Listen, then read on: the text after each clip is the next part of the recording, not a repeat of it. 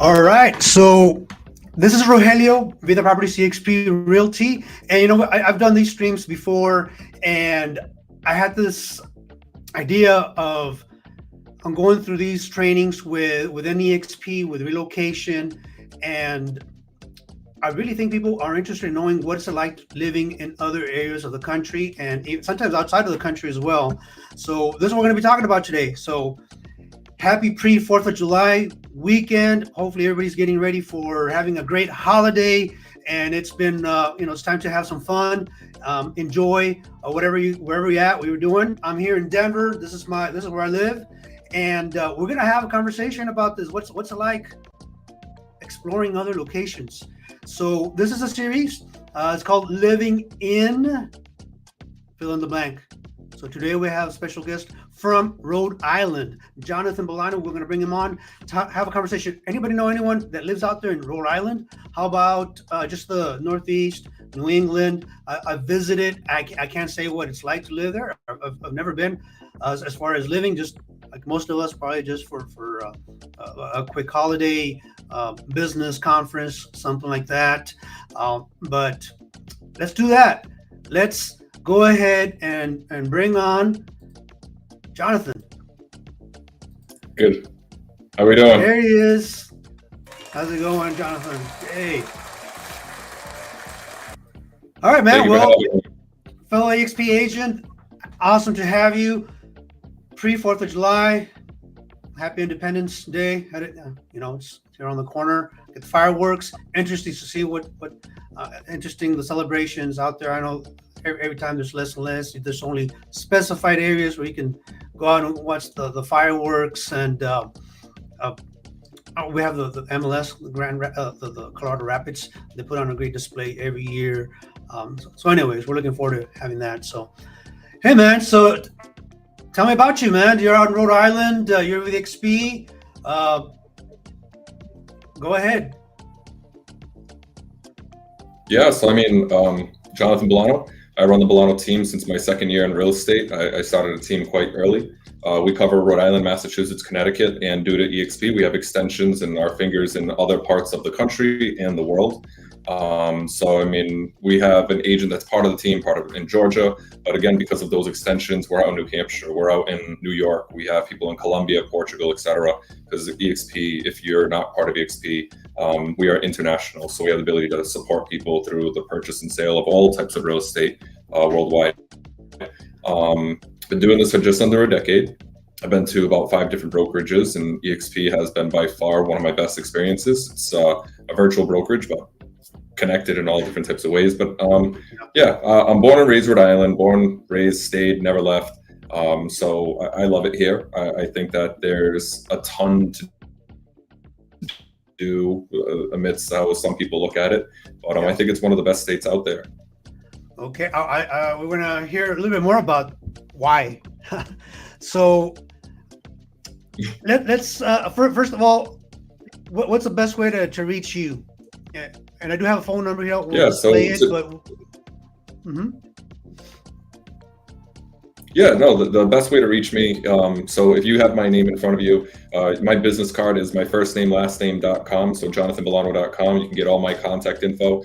If that's a little more technical for you, then you can just go 401-612-3755, which is right there on that side, I believe. And then also my first name, last name at bolanoteam.com. It's my email address. Everything for me is at Bolano Team. So if you have my last name, you just add the word team to it. You can find me on all different types of social media very quickly. If I were to do a search for Jonathon Bolano, Google, would I type in Jonathon Bolano, Rhode Island agent, EXP agent? What would be the other word that would? You just type my name and a ton of stuff would pop up. There you go. All right, man. So yeah, let's talk about what life is like in Rhode Island. How did you end up in Rhode Island? Do you still live there? I know over there, I'm in Denver, and it's a larger state. It's not California, it's not Texas, but it's still geographically speaking very, very spacious. So tell me about that. Mm-hmm. So Rhode Island, I was born and raised here. I never left. I have 3 boys now, so that kind of keeps me locked in here. I'll be here for at least another 10 years before I can venture off into the world like that. Rhode Island is a state where you can experience all the weather, like all the different types of weather that's out there. You can experience every single season. We get the changing of leaves, but we also get your winter snow. So we get blizzards.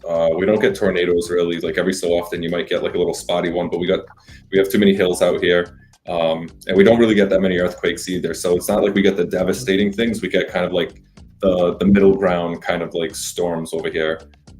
Lately, Rhode Island is one. I was going to say that here in the last few years, we've heard more of hurricanes moving up further and further north. Have you seen that? Yeah, we've gotten really close calls for a number of years now, but they haven't hit us like that just yet. I mean, we get them like kind of like on the coast, but where we are more inland, when you get past that 20-minute mark, you kind of free and clear of that kind of stuff. Okay. So that's similar here. One of the things we do, we get to have the 4 seasons. So you get to not get, I don't know the word is bored or generally, but you get to witness the stages, the changing of the leaves, the first snow, the drip off, the runoff from the mountains, things like that. So there's definitely some like defined changes, throughout the year, right. Climate wise. So you're born and raised, or native, so you would know all the cool places.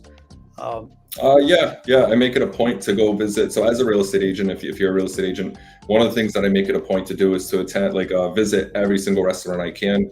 I focus on mom and pop shops because Rhode Island is really, really infamous for being still very mom and pop based. We do have a lot of like the corporate chains, but I tend to veer away from that. Besides, between you and me, I'm not a fan of their food. I think it's kind of overpriced and tastes like toilet water. I don't know. It's not my cup of tea. So I'm focused on the mom and pop shops. We have everything from like your regular mom and pop to like really high end luxuries type of food. I was just at Fleming's last night, which is in Providence. Amazing place if you can look it up. They have amazing food. The wait staff was superb. I mean, I went way above and beyond on the guy's tip because he just did so damn well. Great personality, really attentive. But that's what you're looking at with Rhode Island. You have everything from properties that start at maybe $70,000 and you can get all the way up into the multi-millions in such a small space. Because like I was about to say earlier, it takes an hour to drive across Rhode Island, and that's the entire state. And we even have a city that's so small here that it's 1 mile wide in all directions, which is called Central Falls. We have just about every single nationality, culture, demographic that you could think of.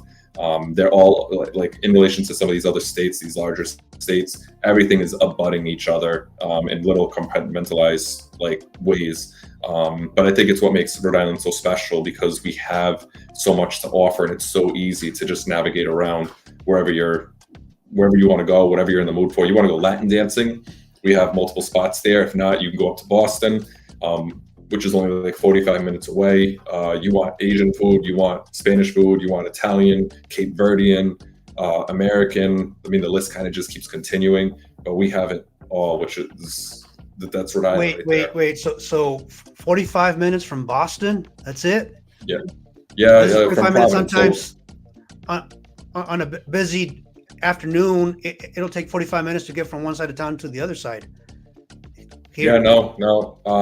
It'll take you about 45 minutes to get through Boston because if you have to go from Dorchester up towards like northern Boston, it could take you about 45 minutes. But if you're going highway only, it's roughly about 45 minutes to an hour and a change, unless there's like traffic hour or there's a lot of construction, which they usually have around 11 p.m., 10 p.m. at night. Not saying I'm up at that time. I'm just saying that if somebody's up at that time going up in that direction, they usually do all their construction then, so the traffic can be a little bit less impressive. Okay. If you were to say, where do people come from that, to come live in Rhode Island, where do they come from? I mean, they come from all over the world. Like I was saying a little bit ago with our food. I mean, we have a lot of Cape Verdeans. If you don't know what Cape Verdean is, it's there's an island off the west coast of Africa. It's a multitude of islands. There's Prague. There's I can't remember all the names now because I'm on the Mhm. thing right here. I'm getting nervous. There's Praia and a couple of others, but there's all these islands, which is where like a lot of slave trade happened from. So the Africans would get sold from Africa, come over there, and then there would be the Portuguese, and they all meshed in together, and that ended up creating the Cape Verdean culture, where they would then take everybody over by boat over to like Haiti and things of that nature. So that's Cape Verde, and we have a lot of Cape Verdeans over here. Then we have a lot of Portuguese, a ton of Portuguese. We have cities that are just like Portuguese folks. We have a lot of Italians, Latins. I mean, Guatemalan, Honduran, Colombian, Puerto Rican, Dominican, you name it, we have it. Mexicans.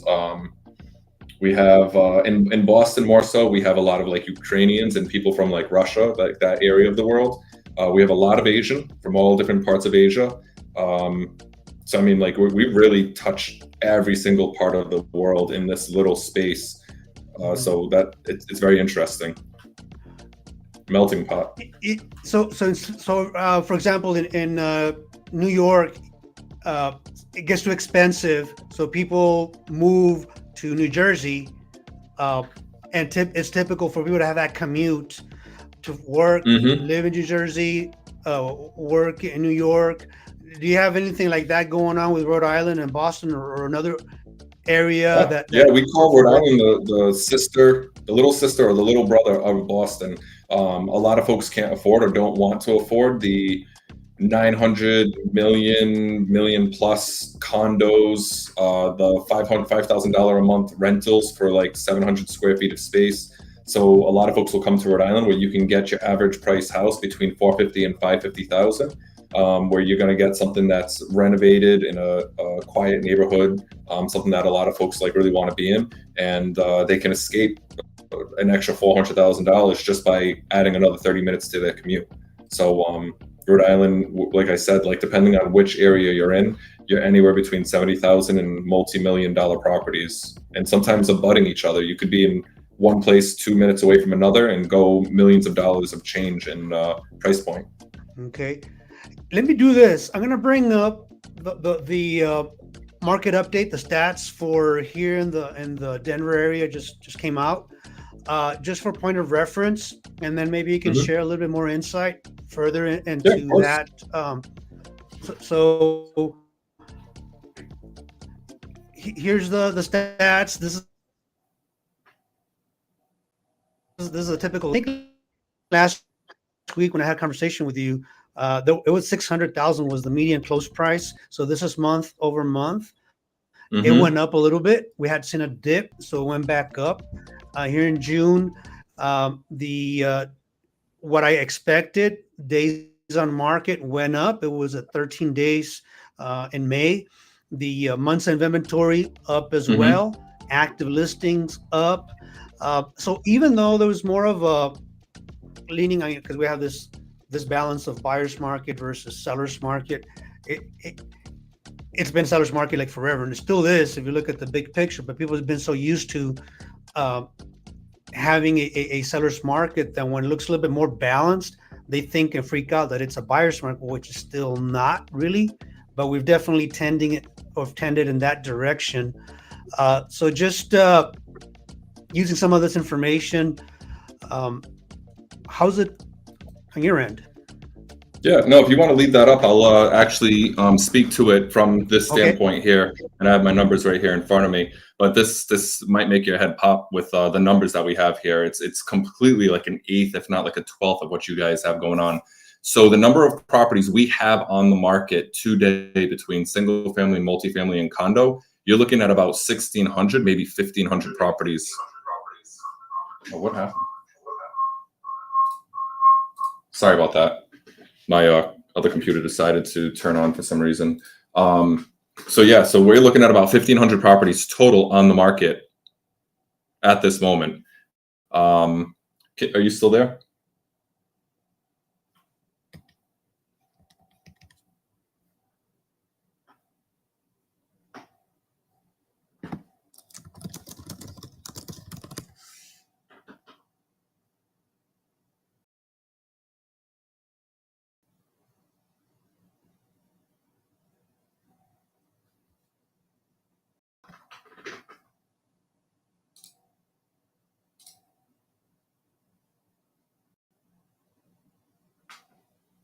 If there's anybody watching this right now, a couple of technical difficulties. Seems like one of us has lost internet service, and I don't believe it to be me. We'll hold off for 1 second.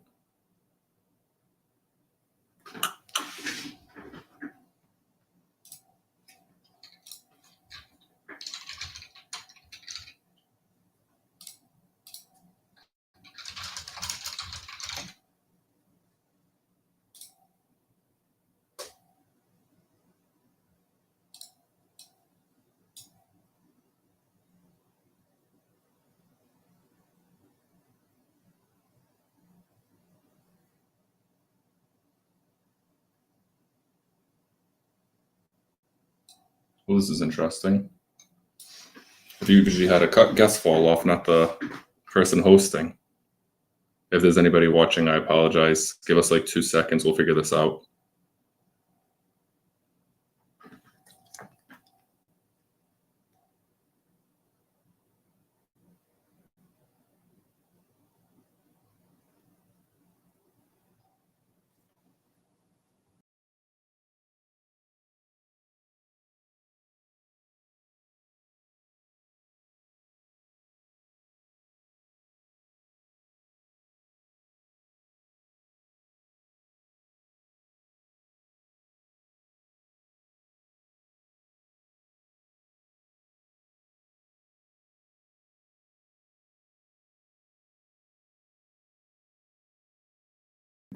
All right. So a couple of technical difficulties. I just spoke to them, and we're reworking that. But since you guys are still on board with me, I'll just keep going forward and keep talking to you about Rhode Island. So what we're looking at in Rhode Island is roughly about 1,400 properties, 1,500 on the market at any given moment at this time. In places like Massachusetts, we have 6,500 just single families, and if you add in everything else, you're looking at almost about 10,000 properties, which is quite different than what you guys are experiencing out there with Rogelio. Our average sales point for Rhode Island is about, for a single family, is about 650. Your multifamilies, you're looking closer to like 675, maybe almost 700. And then your condos are on the lower side of roughly like 500,000,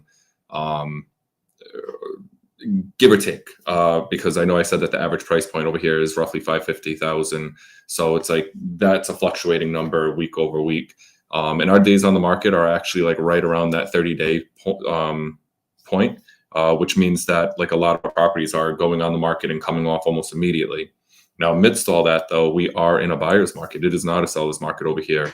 One of the things that kind of stands against that is that when properties go into contract, they don't always make it to the closing table. So we get a lot of properties back into the market that way. And the reason why that is because of lenders, bad appraisals, or appraisals that just don't work and you can't negotiate that out. Not able to negotiate on inspections, or maybe the inspections kind of freak somebody out, etc. If you're in real estate, you already know that there's like 4 ways to terminate a contract, at least in Rhode Island, Massachusetts, and Connecticut is this way. I'm assuming it's like this across the country, but you have things like inspection, appraisal, mortgage,